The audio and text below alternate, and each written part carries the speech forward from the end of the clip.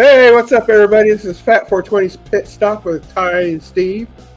Welcome back after 2 weeks. We're at the full...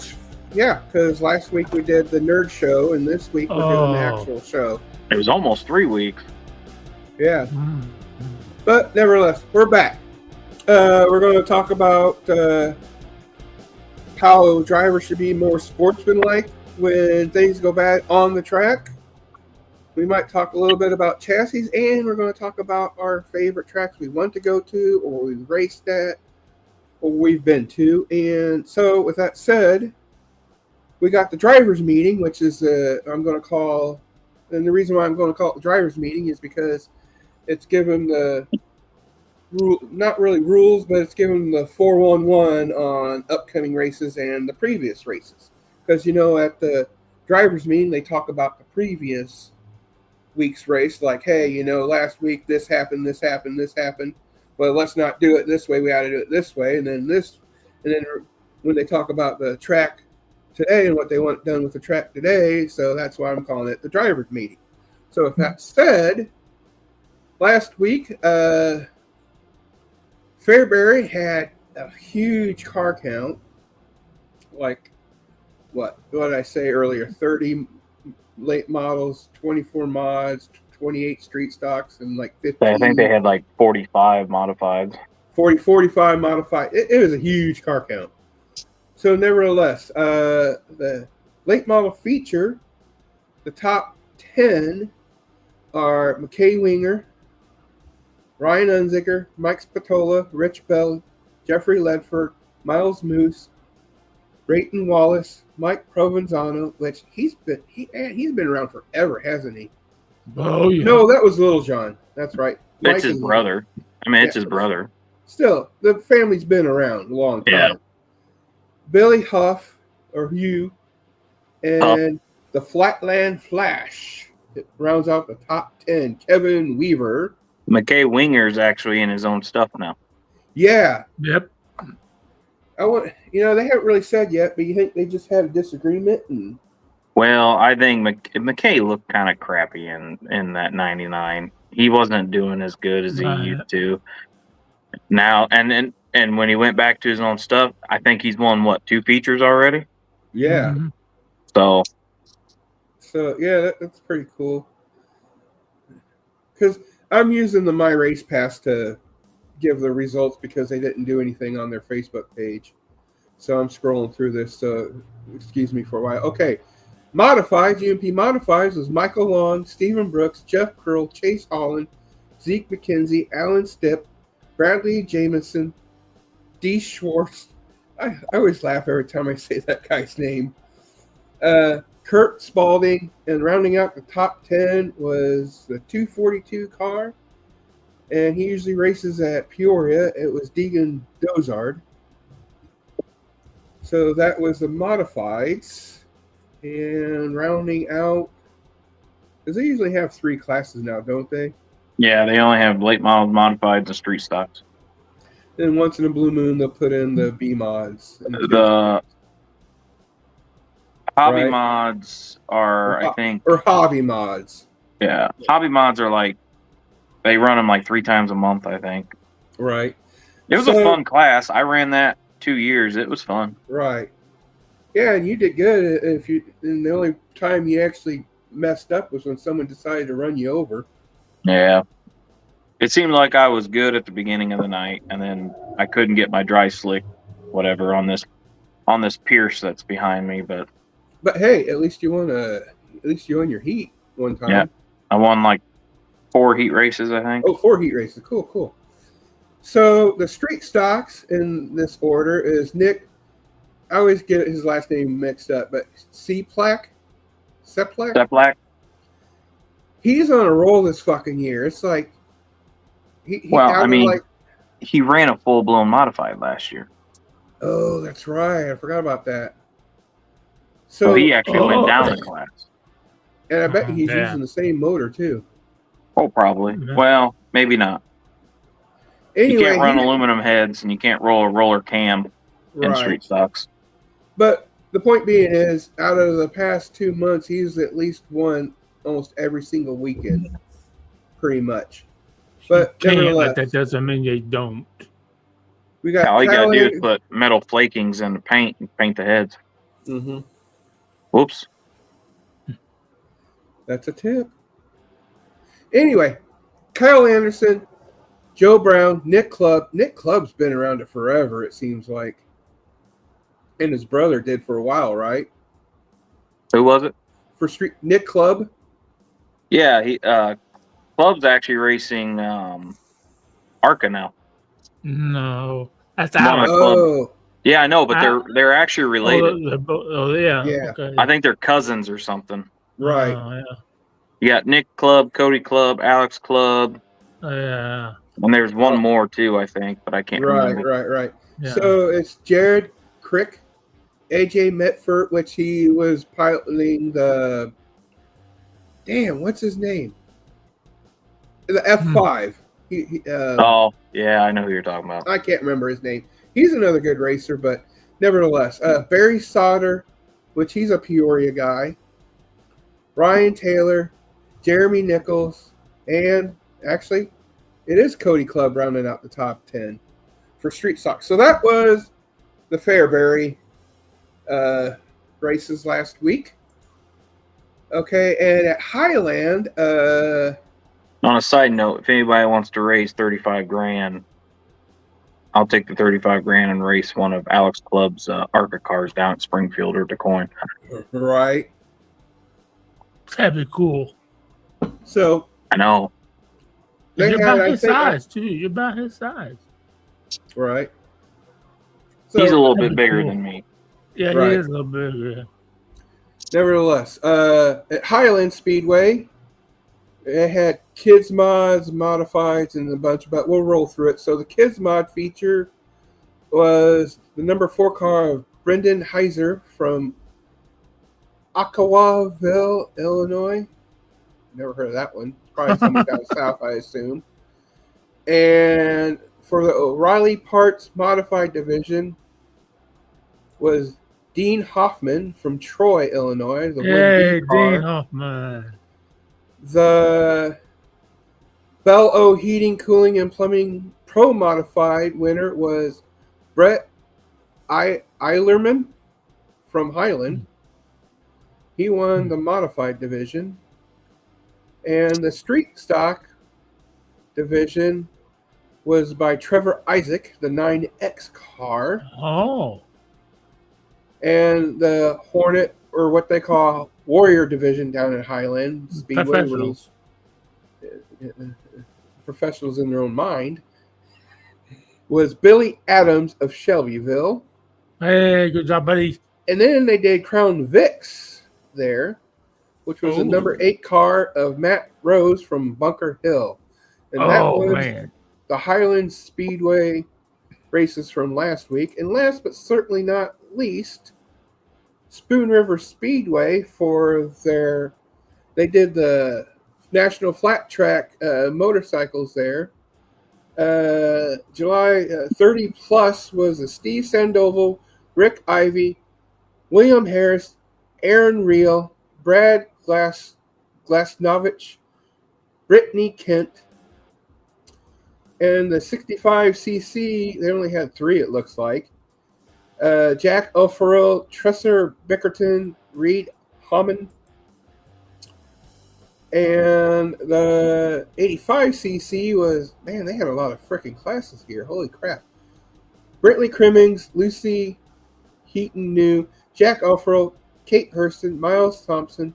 Then Open AM was Trevor Tidwell, Tyler Twiddle, Audie Snesselson, Drake Ritchie, Aaron Reel, Aiden Kontz, and Kane Henst. And the 250 AM was Audie Snesselson, Kaysen, man, these names are weird. Kaysen Brew, guys. I hate mispronouncing names, but Aiden Kontz, Colton Mortimer, Kane Hearns, Tamara Bickerson, Jane Pribble, and Miles Thompson. And that's it. So that was a driver's meeting. So the green flag drops where the bullshit stops. And let's go ahead and talk about chassis, for instance. And this is our tech corner, and I'm calling it tech corner because, tech cars, you have to tech cars, and you got to tech chassis and shocks and all that other jazz to see if you're legal.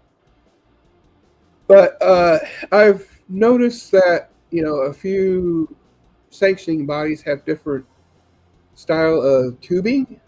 That's right, Ty? Yeah. Like for IMCA, it's what would you say it was? I forgot the exact number, but Like to say it's like the it's 0.380 outside diameter or something like that. And, chassis Yeah. size? Yeah. It's inch and 3/4 0.95. that's right. it. Okay. I was and gonna then say inch and 3/4. Yeah, inch and 3/4 OD. you got to have that for IMCA. Now UMP allows that one. You can go inch and a half. Yeah. No. So like my cars are not legal for IMCA. Right. So is it just because it's helping to keep the price down, or is it just? I'm not sure if it would keep the price down because it's a chassis, so chassis are going to be about the same price wherever you go. And then also could it be something to the effect of the horsepower that those are putting to where it doesn't make twist as much, whereas UMP maybe allows more horsepower to where if you have a thinner chassis it would twist more, and which in turn If you use inch and 3/4 0.95, the chassis is gonna have twisting. If you use inch and a half, that's gonna stiffen your chassis up just a little bit. So smaller diameter tube, right? It means you're gonna be able to set up your car. Your car's gonna be able to set up tighter than somebody that's got 0.95 because their car is gonna flex more. Yeah. Right, and then also, I found it interesting how there's different rear end setups on chassis as well. Like there's the 4-link and the J bar and the 3-link, and is that just as well maybe help with pricing for the driver? No. Wow. No. Or what do you think would be because there'd be so many different? The Pierce that's behind me, it's set up 3-link J bar. Right. And it cost me about the same amount as my new one that's a 4-bar. Right. So that really doesn't affect the price. It. Okay. No. So it's just basically again set up to where it helps it, Yeah, which I don't understand. So Fairbury has the hobby mod class. You can only run a 3-link car in the hobby mod class. Right. Why, I don't know why they say you can't run a 4-bar. I know there's some 3-link bars that whoop 4 bars as ass. Yeah. So I mean, I don't understand. For instance, Jake Montgomery over at Peoria, he runs the 3-link and he's in the B mod, but he's always beaten all these other cars that have the 4-links. So it doesn't really matter what you have, 3-link, 4-bar, whatever. No, that 1 bar doesn't change. No, it doesn't really change. It changes a little, but not. Yeah. So it's just basically on preference on how you want to set it up. In the driver's pretty style, much. Man. I mean, you can do more adjustments on a 4-bar than you can a 3-link. There's only 3 adjustments I can make on my Pierce car. Right. Now you got 3 holes on each side. 1, 2, 3. 1, 2, 3. That's all you can do. Now, would it be illegal to drill more holes to make a little bit more? No, they make actually things that actually you can go on and bolt on to it, and you can have different holes. You can have different, right. Like my 4-bar, I think it has 7 or 5 holes or 6 holes or something like that. Right. But like the late model that we had, we'd only move maybe 1 or 2 holes. Like at the beginning of the night, we would move it down. At the end of the night, or no, excuse me. In the beginning of the night, we would move it up, I believe. And then on the end of the night, we'd move it down. Right. So what's up, Eric? It's because your track conditions are going from a sloppy heavy track to more of a dry slick, so you need more of that bite. Yeah, so that's, right. But now I'm going to start talking old school, man. When I did this shit, we didn't have the fucking digital scales like you guys got now. We had the old fucking grain cart fucking scales. Had to set the car on it and the lead weights. And I was a firm believer. And that's one thing. Don't fuck with it when you get to the track. Once you get your six, don't fuck with it. Don't start turning weight jack. Don't fucking start doing that bullshit because you don't know what that car is going to do. No, and if you are going to make a change, make small change. Yeah, very small. Yeah. Because I only change with my tires. I changed my stagger. I changed my in and out. I changed my, I didn't fuck with my weight jacks. I moved my J bar once in a while. But when it comes to weight jack bolts, I know today's different because the shock package and the spring package. By my day, we had a fucking spring and then we had a shock. We didn't have the whole package together. So when you crank, the shock didn't make a fucking difference. Nowadays, your valving your shock different and fucking, these guys got more money in fucking shock packages than they do in motors. Yeah, I believe because you don't. You need a car that fucking handles. You don't necessarily need big horsepower.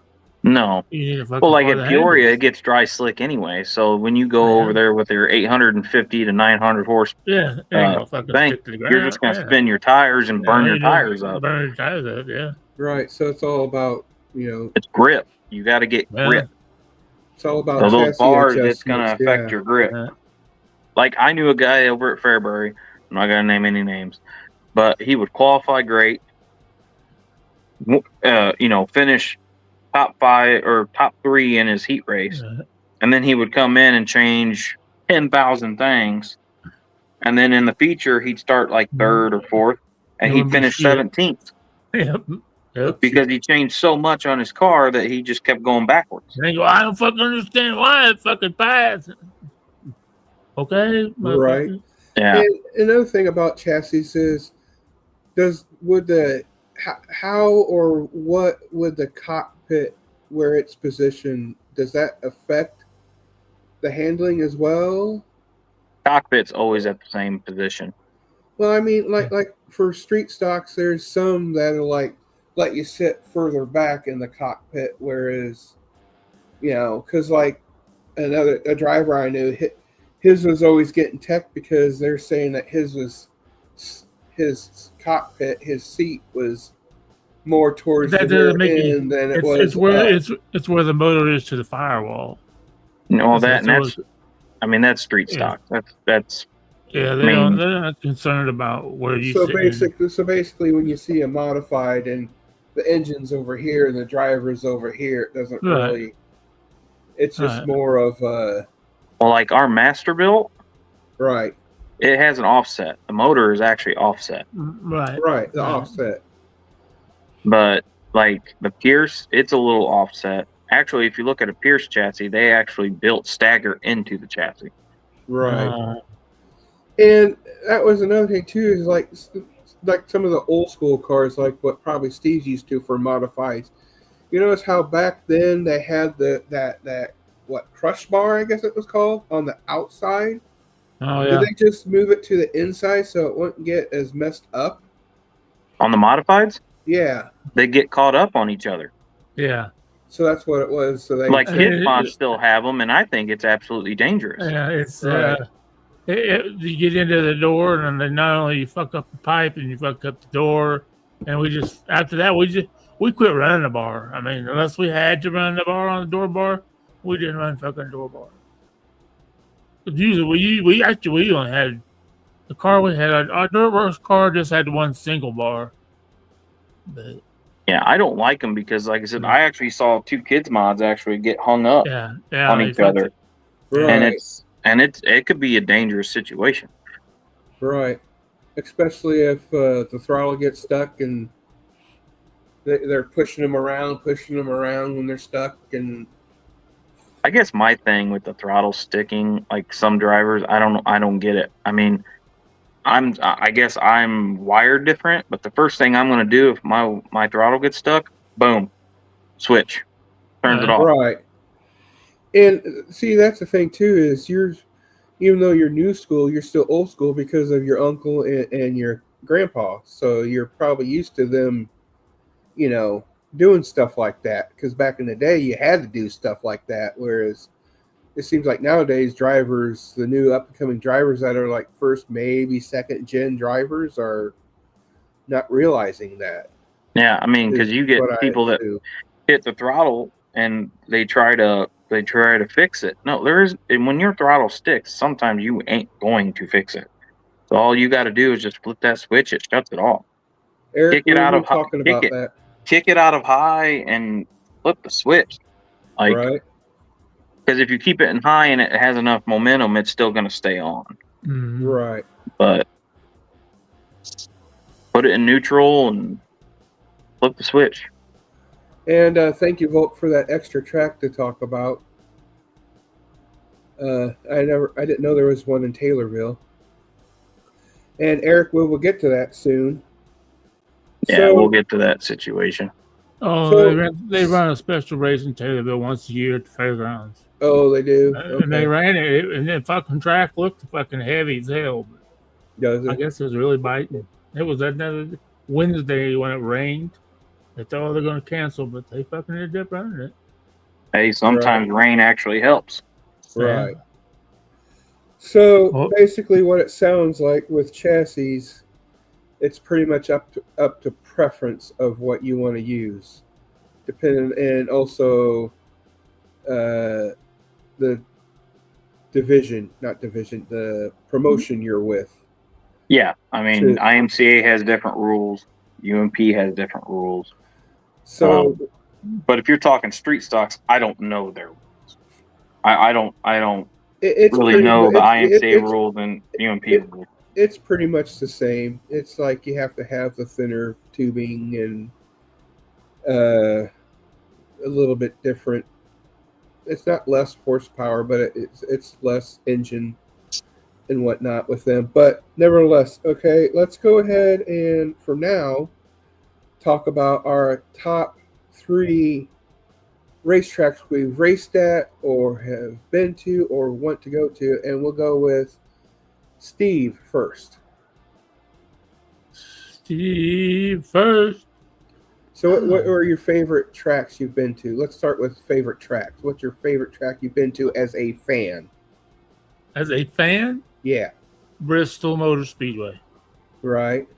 Bristol Motor Speedway. Then I would say I went to Indianapolis to the fairgrounds there, and we raced dirt there. That was pretty fucking badass. Fucking badass. But I've been, Macon, of course, is my home track. Right. Farmer City. Farmer City's a good one. I'm not going to mention fucking Vermilion County because I hated that fucking track. Same. So would you say Macon would be your favorite track when you Hornets? Yeah. Was there any other tracks you raced at when you were driving the Hornet? Yes, I did. I raced Charleston. Did you like Charleston too? All right, I like Charleston. Charleston's wide open. You got to watch going off 1 and 2 because you end up in the fucking pond. Oh, jeez. I didn't know that part.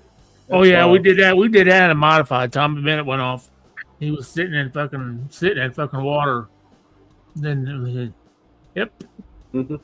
So with mine, I haven't raced yet, or I should technically say I tried to race, but the dumbass me got too tall of a battery, and it was arcing on the hood and totally fried pretty much all the electrical.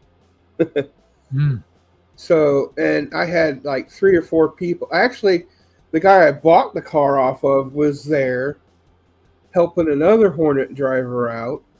And they were all there like thrashing around, like figuring out, come to find out, basically it shorted out, arced and shorted out, and it fried the negative wire that went to the starter, and it also fried the doohickey? Yeah, the doohickey that runs the power from the battery to Distributor. the distributor. And after that, it just basically sat, and life issues happened, and I didn't get to race. But that track, and it's still one of my favorite. I would say it's my second favorite track, and I'll get to that in a minute. But my third favorite would probably be Spoon, because it's high bank, it's wide, and every single kind of car sanctioning body I've seen race there was always fast, and it's usually always 3-4 wide sometimes, and I like it because of that. And my second favorite track is Fairbury, because of pretty much the same thing. It's not as wide, but you can still get 3 wide sometimes. It's fast. All the classes it seems so fast on it, and it's really good. I mean, it's just a real good race, and the way Matt promotes it and runs it just makes for a smooth race. And I think that's another thing too, is a lot of tracks need to learn from that to make the program go through the night instead of wait until their curfew time to get stuff done. And it's like, and like I said, like we said in the past, like during the Summer Nationals, it seemed like 3/4 of those races didn't get done till like midnight, 1 o'clock. And it was like, I'm like trying to stay up, and I'm like, and it's like, I'd miss like 2 or 3 I'd miss the features because I'd be like, I got to go to bed.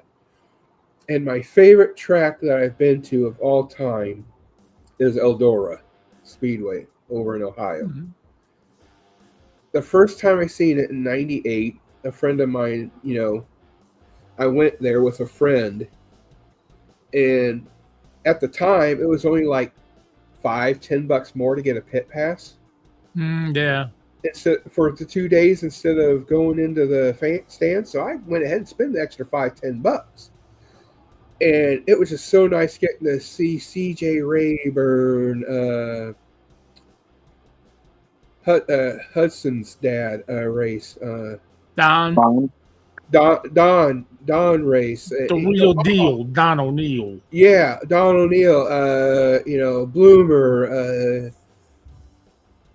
Shit, there's so many greats back in the day. The 20 car, what's his name? He's still Jimmy Owens. Jimmy Owens, and all those greats. Billy Moyer, Blomqvist. Yeah, and it was just so cool. Jeff Purvis. And the thing was, at the time, CJ Rayburn was still alive. Of course, he didn't race, yeah. but he had his cars, right? His chassis. Mm-hmm. And it was so cool. That year, I was standing, and I could say it was so cool because he was a really cool guy to talk with. And the whole World 100 race that year, I was standing beside him watching it.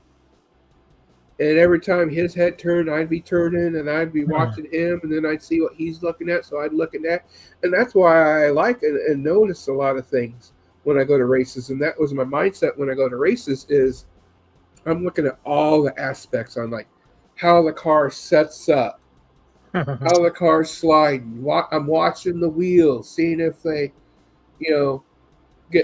stop. Like, when they go up on the 3, and sometimes you see that left front like just stop, but the rest of the car is going,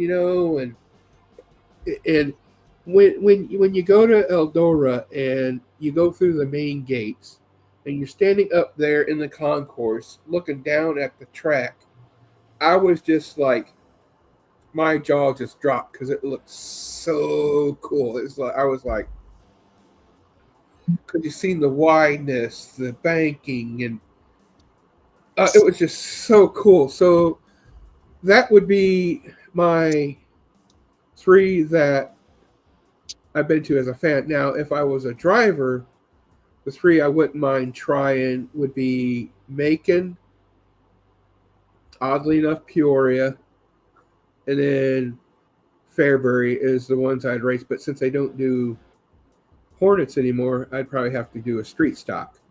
So those are my top 3 if I raced and as a fan. So, Ty, what would be your favorite 3 as a fan to see? As a fan, Yeah. So my top 3 as a fan would have to probably be Peebly. Peevely? Oh yeah, Yeah. Peebly was a very, very good track. very nice track. Number 2, and a lot of people probably don't remember this track, but Brule County Speedway I've heard of it. up in Princeton. Yeah, Princeton, yeah. I've heard of it. That track was awesome to watch. And then my number 1's Fairbury. I mean, I've never seen a bad race at Fairbury. Right. I mean, even in the street stock division, sportsman's, right, late models, modified. That's why it's my second close to number 1. Yeah, I mean, I've never been to Eldora. You would love it. I mean, I've been to Peebly. They say Peebly's like a miniature Eldora. Yeah, Right. And then, I got so many tracks. I mean, Spoon River still has a place in my heart. Yeah. Because your uncle and grandfather raced there. I mean, I basically grew up there. So that's where we went. Now my top 3 that I've actually raced on. Yeah, as a driver. Let's see here. Well, I've only raced at 3 tracks. So I'd have to say Peoria is number 3. Mm-hmm. Spoon River is probably number 2. And then Fairbury, of course, is number 1. Right. So Spoon River was a learning curve for me because it's big, it's wide, it's really banked. And I usually ran the high side over at Peoria and Fairbury. And the car, for some reason that night, did not like the top.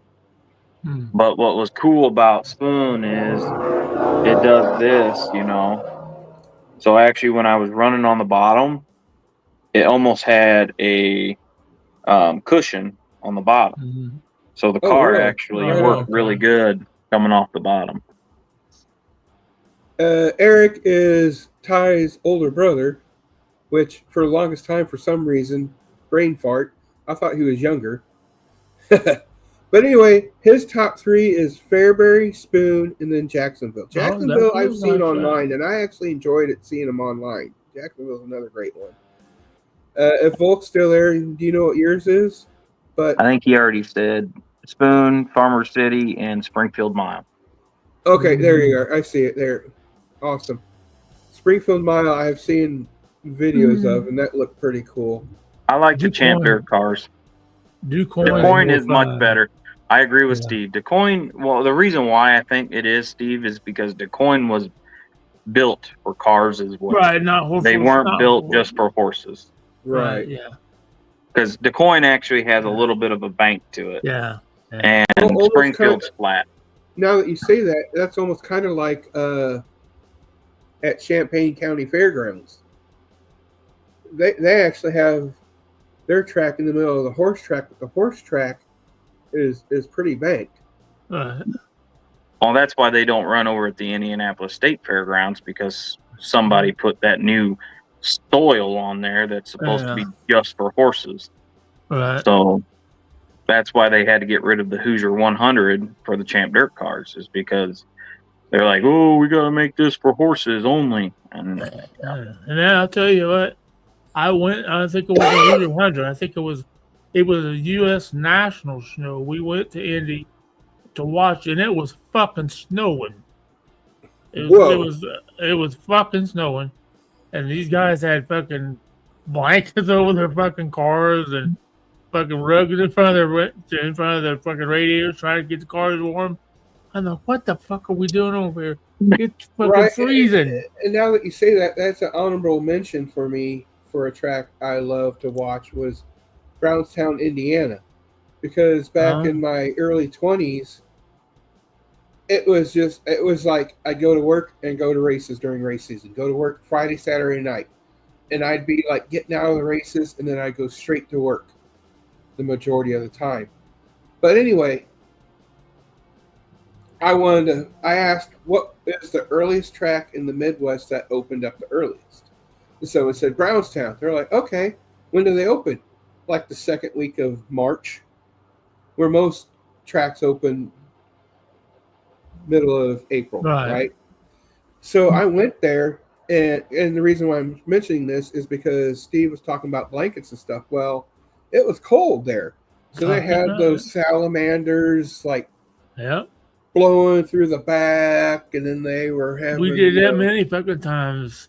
And stuff like that. So that would be my honorable mention. So with that said, what are your guys' honorable mentions for a track you like to race at and or see? Well, if you want to say bucket list, my bucket list nowadays. Yeah, what would be your bucket list? I want to go to the Dome, and I want to go to the Chili Bowl. I've always wanted to go to the Chili Bowl, but now you got the Dome. Now, especially now that the Dome will be $50,000 this year. That's fucking crazy. Yeah. And those are okay. Like I said, there's so many, but like my top three, I'd love to go to. Like I said, Highland. I want to go to the Dome, and I want to go to the Chili Bowl. Those would be my three that I want to on my bucket list. So, what would be your bucket list, Ty? I think I'd rather go to Eldora for like the King's Royal. Oh, that would be cool. Or the Four Crown. Because you got the Springfield, or you got the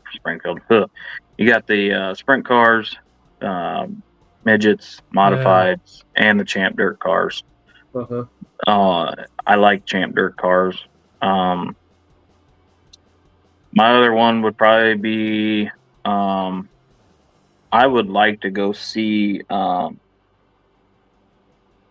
Well, now that it's closed, I can't go see that one down in Florida, East Bay. East Bay, yeah. That was one of my dreams to do when I win the lottery was go down to Florida for speed weeks and go back and forth. Yeah. East Bay, Volusia, Bubba, all those. The Chili Bowl would be okay, but I would like to go down to the Dome. Right. I love St. Louis anyway, so like.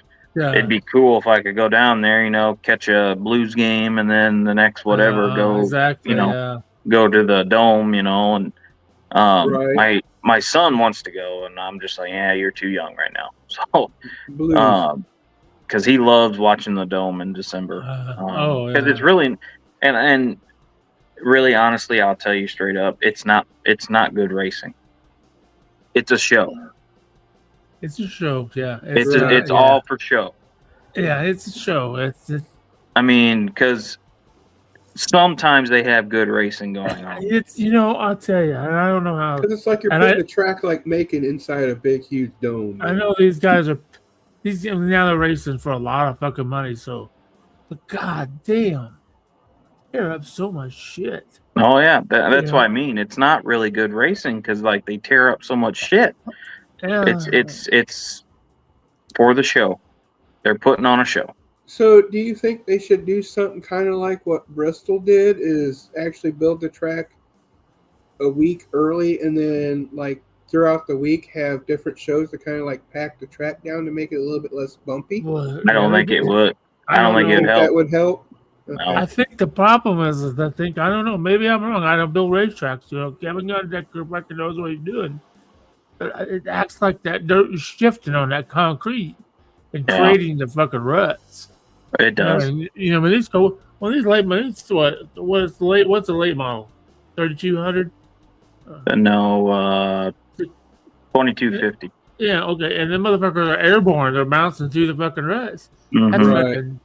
There's something. The motherfucker built them. God damn. And you gotta be a hell of a driver too. I mean, you gotta know how to fucking drive that shit. I mean, and like I said, there's some races that are actually pretty decent there. Right. But it's for the show, because like people tear up shit. They'll get out. They'll put their arms up. And, just like the dude ran across the track last year. Yeah, I mean it's a show. And the whole thing between Herb and Pierce. Herb and Senior dude in the late models. from Shepherd. last year.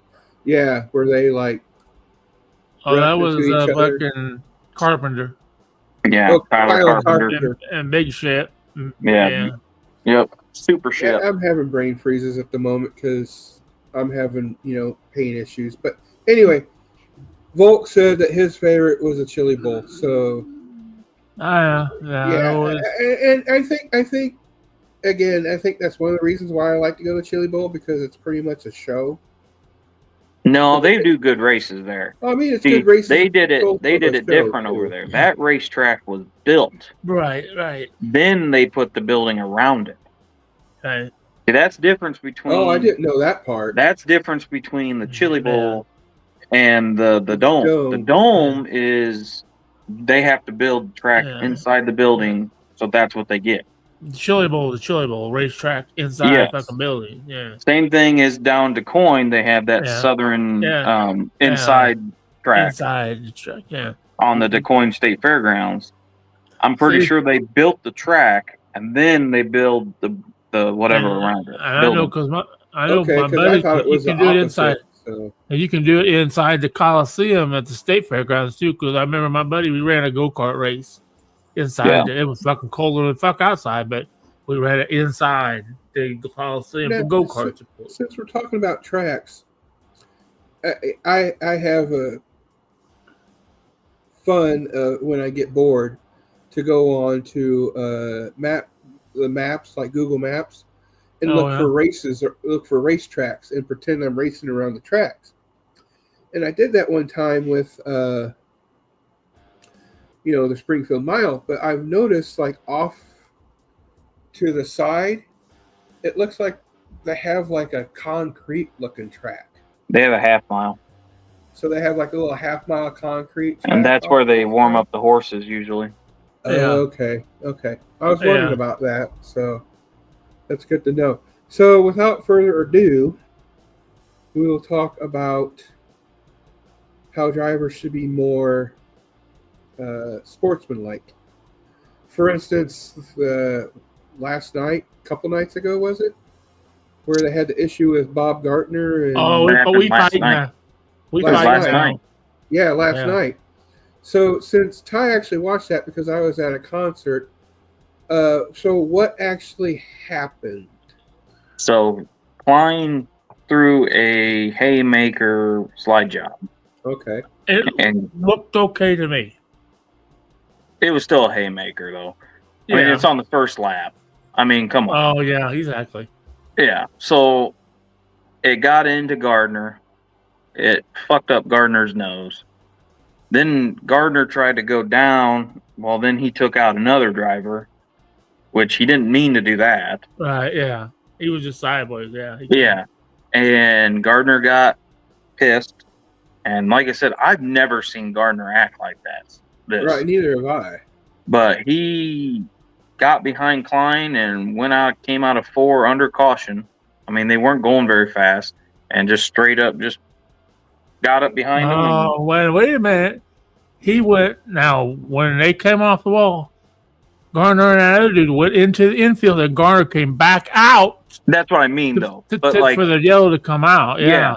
And so then Gardner came around and followed him. And followed him around. And then followed him around, and it was under caution, and he just literally just turned him over.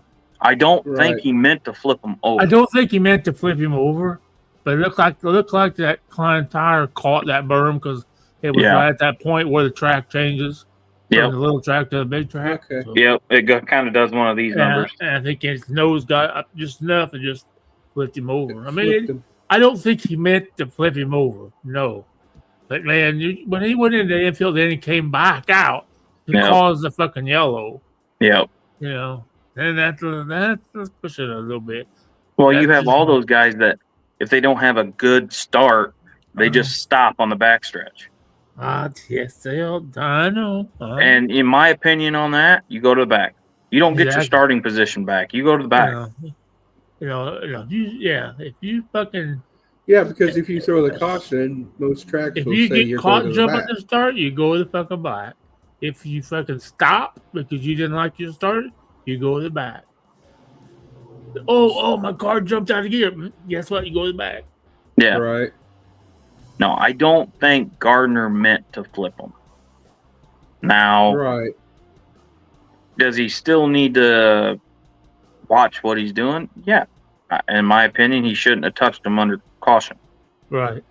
And I get the anger issues and tearing up cars and stuff like that, but I don't understand if you want to do that, why you want to do that when it's going to tear up your car as well, and then you have to spend more money just to get it back. I honestly don't even think it hurt Garner's car that much. It didn't. Because what you don't see is, okay, did he pull off the track right then? Did he go back to his trailer right after? Yeah, he pulled off. Yeah, he pulled off. Because the older videos I've seen, I had never seen anything past where he flipped him, and you could see him turn up the pit lane there. Right. Yeah, he pulled off, and I think he loaded up because I think Matt Curl went back there and said, "You're done. Goodbye." Yeah, he knew what he did was fucking wrong. You know, especially when he flipped over. You know, he's fuck, I fucked up there. Goodbye. Well, yeah. I mean, I'm sure he did. I'm sure when he saw the car flip, I'm sure he was like, "Fuck." He probably did not mean to do that. Yeah. Right. Yeah. It's just, come on, Ty, you're a fucking driver. But you don't want to tear up your shit. But sometimes you get up. You fucking, God damn it. My thing, is I wouldn't tear up my shit. Right. You know, I'll just put it in the back of my mind. Okay, you got me this week, motherfucker.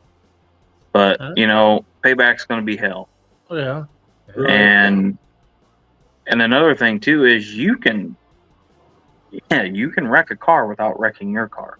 Oh yeah. Right. You can blow a motor. You can blow their motor without wrecking your car. Right. All you got to do is get underneath their rear end, and when they get high RPMs, let the rear end drop real quick. Oh man, that destroys your rear end, your drive shaft. I mean, but I remember back in the day when stuff like that happened, a lot of the drivers, instead of wrecking into them, they would prove it on the track.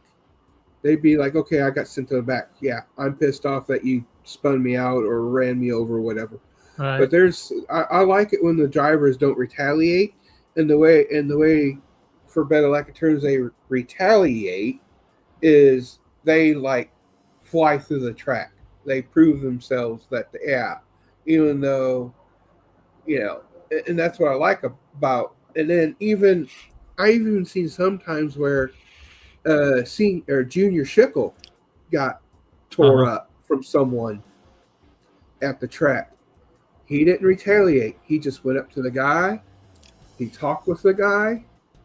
They talked it over, and then he was fine with it. And that's what I feel I need. You know, I'm not picking on Ty because he's a driver, but drivers in general, I like to see him do something like that. Like, hey, you know, it was a race deal. Rubbin's racing. Sorry it happened. I'll try better next time. Well, my thing, is rubbing is racing to a certain point. Right. Right. Prime example, when they rented out those stupid hobby mods over at Fairbury, and an idiot that's never been in a fucking race car destroyed my right or my left side of my car. Or no, it was the left side of my car. Right. And then they didn't throw the fucking yellow. So I could have won that heat race, but they were so far ahead of me that I actually was on the chip all the way around the fucking track trying to catch up to them, and I had to finish. I finished third. Yeah, rubbing is racing to a certain point. Yeah.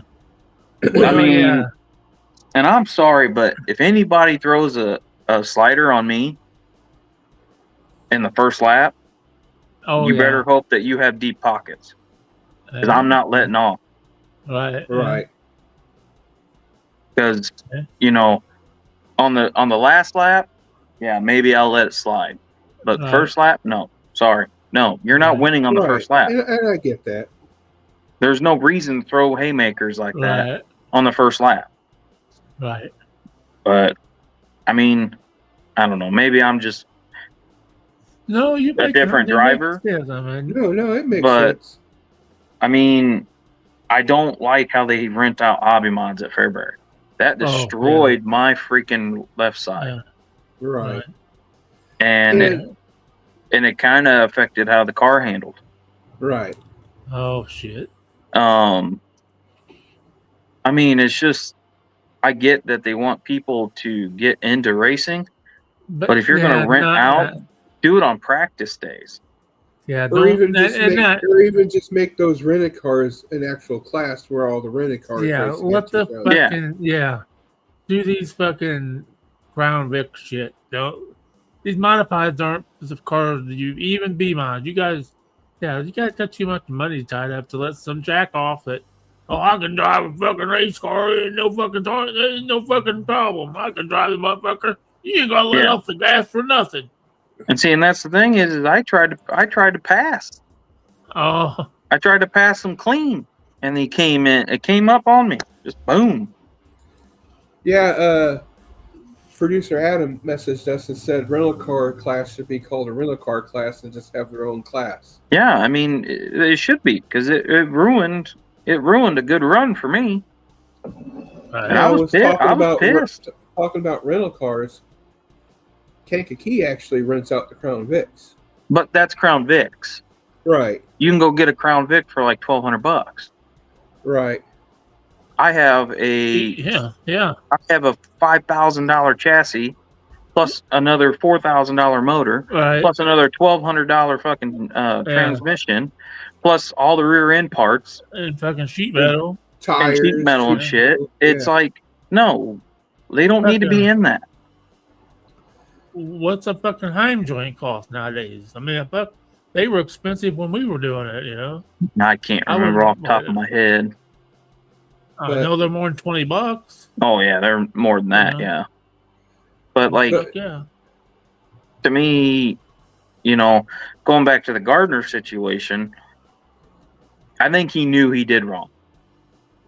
I think he did, because he went, parked his car, and I think he knew he was done. Right. And with that said, do you think some of these drivers should be banned for the rest of the year or banned from that track forever? Or no. I'm sure Gardner's banned from Mars for the rest of the year. You know what? I wouldn't even ban it. You know what I would do? If he has somebody made a comment, he must have more money than sense. I say, okay, guess what? Now you're going to give Darren Klein the money for a new body. Because I'm sure he destroyed that fucking body. I mean, Gardner does have a lot of money. Even though he... okay, what about the motor? Even though he lost when that motor was upside down for a long period of time. Yeah, and that's the thing, too, is that motor is not... I mean, it's not gonna personally, be right, I know some people, when they flip, they yank the motor and they put a new one in. Yeah, you're going to have to take the motor out. You got that carburetor, the new carburetor, because all that fucking oil got up in the carburetor. Yep. Right. And I heard about that, but I didn't actually know about that Volk, the thing that happened at Summer Nationals with the mods. Yeah, I heard about that too. Yeah, I mean, well, just like crew members need to stay out of it too. Right, and that was another thing that I was going to talk about. Was it seemed like it was only like 3 years ago. It might have been 5 years ago or so. But at Peoria, when they had the big, huge fight in the stands on the front stretch, and how their crew members got into it with everybody at the track, and then they jumped the fence and then started fighting with the officials and everything, and it was all because of someone doing a stupid move that took someone out. And then that guy retaliated under caution. What division was that? Steve's favorite division. Hornets. And the other car was pissed because that happened and basically T-boned him. And that's what started the fight with everybody. Because I was there during that race. I seen it. I actually had video of it happening. And again, that's the same way. Again, it happened in the Hornets. And I get Ty's disdain for the Hornets now, but I still like to watch them race. I had an instance where this one car, they they like bumped and he got spun out. So the guy when they started, he got up towards that person and basically like did the whole bump thing, but instead of just bumping them and keep going, he bumped them and kept pushing them into the infield. And then my point being is just be more sportsmanlike at it and then talk about after. And I get it's a moment type thing where you want to do it, like with the Bob Gardner instance. But I feel when you do something like that, it'll give a disdain or a dislike for fans and new upcoming fans because they'll see that and then they'll be like wrecking and fighting and then they'll be like, why would I want to come to this if it's nothing but wrecking and fighting? And I'm just like to see drivers, fans, and pit crew just chill out, talk things out, and if you can't come to... I agree with Eric's comment there. Yes, the Hornets are getting way out of hand because I've known some of these Hornet drivers that would build them, and then they'd be like, oh, yeah, it's $5,000 for this Hornet that I just built. I'm like, what?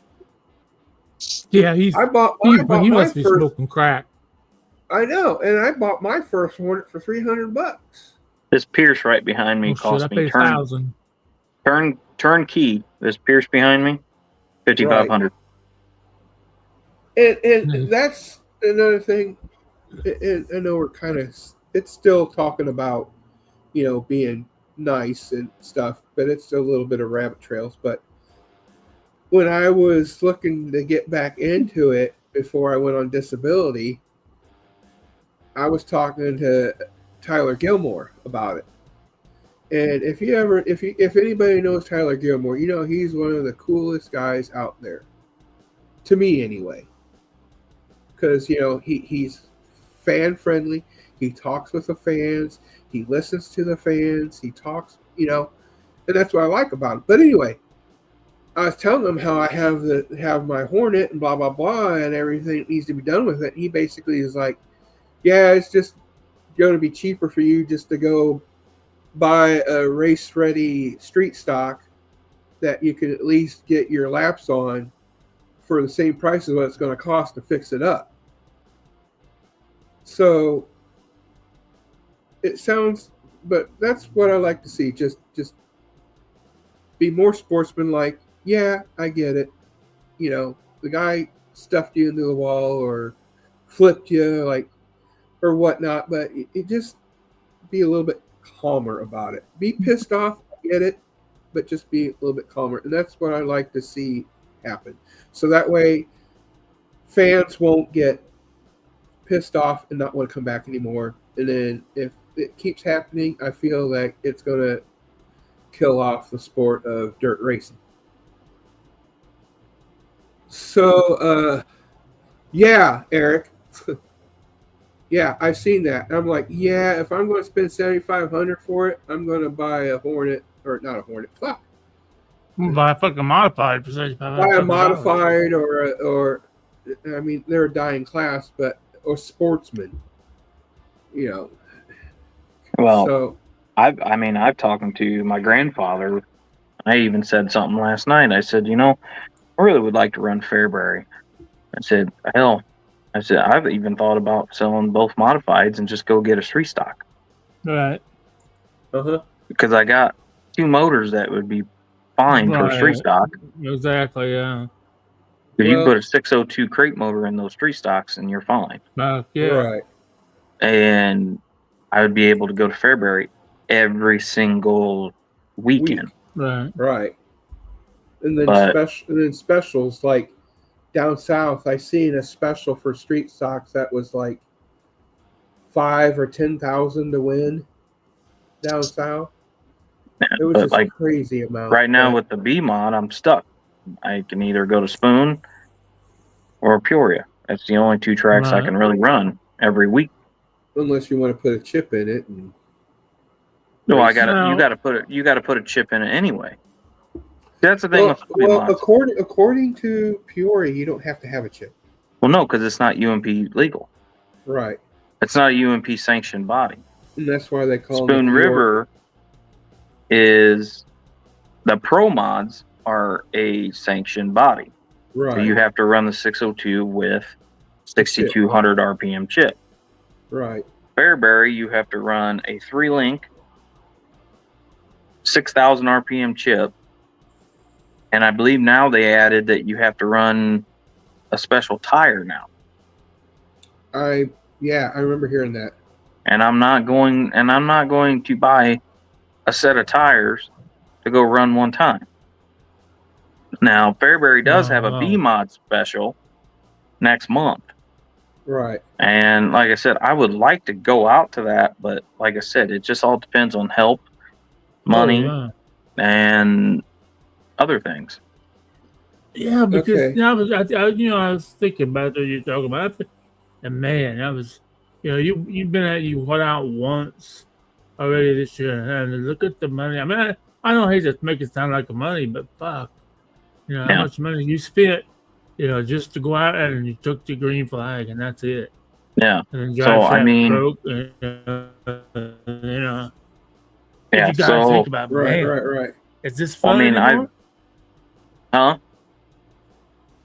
Yeah, no, I like I told 420 and I've told you guys too before, I might scratch this year. I might just say, you know what, scratch it. We'll start fresh next year. Then over the winter time, make sure everything's buttoned up and everything's good to go for the following year. Yeah. I know for one thing, I would like to take it out once to shake it down. Oh yeah. Right. Yeah. And then that way I know it's good. I can put it away for the winter, winterize it, and then next spring when they have these practices, I'm ready to go. Boom, we can go. Right. So with that said, the white flag is dropping. It's the last lap of the show. So final thoughts of what we talked about, or in general for dirt track racing. Let's go ahead and go with Steve. What are your final thoughts, white flag lap? White flag, you better fucking go like hell, wherever you are. Well, yeah, but I'm calling the final thought white flag lap. Oh, final thought. Good show. Enjoy the show very much. Mm-hmm. I could talk racing all fucking day long. I could. And that's why when I started the show, I picked you guys because, like I said at the very first show we did, I picked Steve because he's the old school racer. I picked Ty because he's the new school racer, but he understands the old school because of his uncle and his grandfather, and me being the one that's been through both, and that's why I put our group together. So would that be your final thought? Is just good show and his enjoyment. Yeah, his enjoyment. And Ty, what would be your final thoughts? Sell both modifieds and get a street stock. Don't sell your motors. Don't sell the motors. No, I got 3 motors that I could technically use, but what would be your final thoughts? The one would be illegal, but I don't know. My final thought is we don't get caught. It ain't illegal. Yeah, I guess my final thought would be just we need to figure out something to make this a little racing cheaper. I should say. Yeah. With Hoosier tires going up again, and weekend warriors like me, and everybody out there, we need to figure something out. I mean, I don't know if we need to just sit down with the sanction bodies or what, but I don't know. Yeah. That would be my final. So my final thoughts is I forgot to mention the featured tracks for tonight, weather pending. The first one is the 3rd annual Josh Melton Memorial Race for factory stocks at Highland Speedway. Pits open at 3, pill draws at 4, grandstands open up at 5. Pill draw ends at 5:30. Drivers meeting 5:45. Hot laps at 6. They're going to have modifieds, pro modified, strict, factory stocks, Warriors, and Crown Vics. And the factory stocks have a 22-lap feature for 2,100 to win. And the next one will be a Spoon River. Now, this is a 2-day show. They had it yesterday. But today, weather pending, is extreme. Might have to, Eric. Okay, Jackman. Make and cancel. Thank you, Volt. Yeah. So make and cancel. Charleston's canceled. Charleston. Did they just cancel? Yep, Charleston rained out. Okay, well, that was one of them that I was going to feature. So good thing I got to know that. Charleston, yes. Let's just go ahead and talk about the one I got on screen. Spoon River Speedway, Extreme Outlaw Canton Clash. They're National Midgets and UMP Modifieds. Join us at the historic 3/8-mile track for 2-day event. Again, it was yesterday with the B mods for the MAWA midgets. Sprint car, let's see, series racing is 410 sprints, SRS, B mods, dirt car, UMP modifieds, extreme outlaw midgets. But that was throughout the 2 days. 3 p.m. pit gates, 5 p.m. grandstands, 6:30 hot laps races to follow. Advanced 2 days. Well, since we did the 2 days, let's see. General admission is $25. Kids are $10. And it looks like $5 donation with your ticket purchase will go to St. Jude Runners. So again, that's UMP modifieds for $1,000, and it looks like the midgets are. It doesn't say how much they are. So, and then like Steve just said, I was going to do Charleston, but I'll just tell you what's going to happen at Charleston, and then we'll be done. So, Ben, are you going to start working the corner? Well, you got to remember, I'm the tire guy now. I mean, you're in Peoria, though. It'd probably be easier for you to work the corner than me. Right. So, what was going to be at Charleston, and I won't put it up on screen, I'll just tell you. They were going to have modifieds, pro mods, pro late models, which is basically a crate late model, right? Yeah. Stock cars, factory stocks, Hornets, and Charleston Crown Vics. Seems like that Crown Vics is a pretty popular thing to do now, for now, and cheap. But they were going to. It was going to be $35 because it's a. I guess they're. Wow, it's just a regular. So they're going to race. But anyway, it looked like it was going to be a good full field of different variety of cars. So since it's a checker flag, I am Phat420. That's Steve and Ty. And we will see you next week at the track. So long, everybody.